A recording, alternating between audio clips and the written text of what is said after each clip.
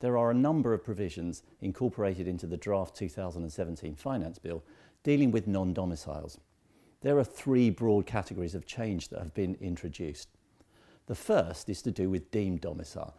You'll probably be familiar with this concept in relation to inheritance tax, where you become deemed domiciled in the UK if you've been long-term resident here. And for inheritance tax, that's 17 out of the last 20 years, broadly speaking. You remain domiciled in the UK, even if you leave the UK, become non-resident, you remain domiciled in the UK for 3 years, even if you've assumed a new domicile of choice abroad. That's the position as it is.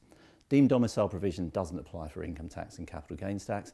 And if you are a UK resident, non-domiciliary, then you have the ability to only be taxed on a remittance basis, that is only on amounts that you bring into the UK. There's some complex provisions around definitions, but only taxed on a remittance basis in relation to your non-UK income and your non-UK capital gains.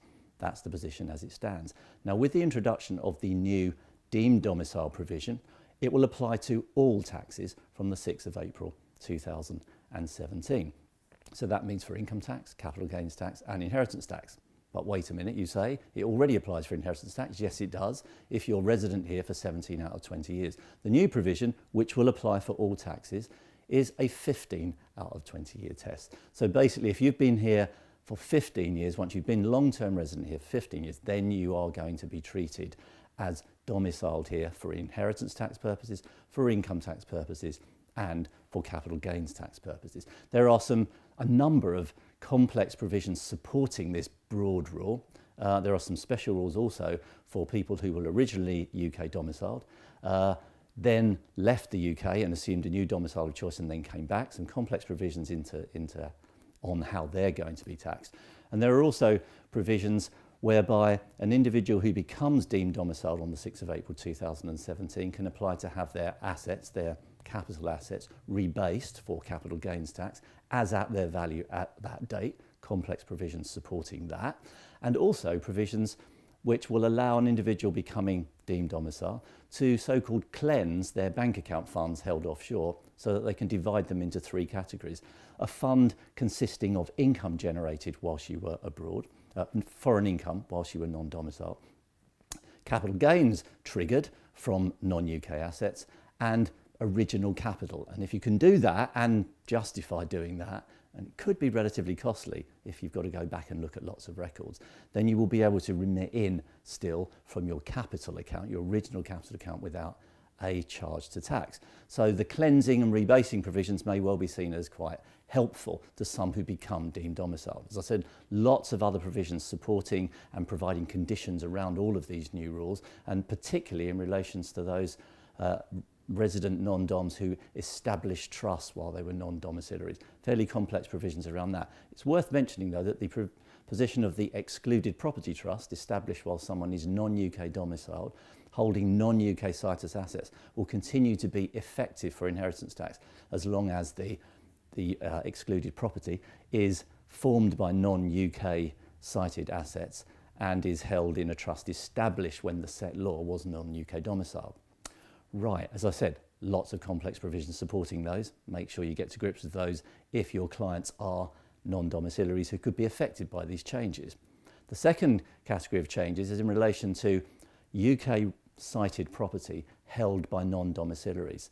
So if you were non-domiciled in the UK up till now, as long as you don't hold any UK cited property, then you won't be subject to inheritance tax. So what if you owned a property situated in the UK? Well, the trick has been to hold it inside an offshore structure, inside a company or a form of trust. Then you don't own the asset that is situated in the UK, although you could still use it. Lots of provisions around the benefits arising from the use, but this new provision will say that basically the inheritance tax legislation is going to ignore any structure that's holding that UK resident property. So if you're a non-domiciled resident UK individual, you become deemed domiciled, even if you're not even becoming deemed domiciled, you're just non-domiciled holding a UK cited property, even if it's held in an offshore structure, it isn't going to work for inheritance tax. There's going to be a see-through.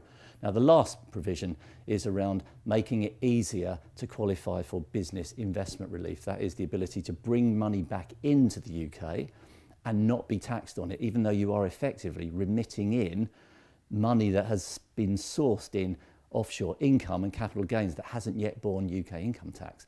So to bring that back in will not trigger a tax charge, and hasn't to date, if you satisfy the business investment relief provisions, basically to encourage you to invest in UK business. So they're basically softening them and making them easier to satisfy, allowing a wider range of business investments to qualify. As I said, these are particularly complex provisions.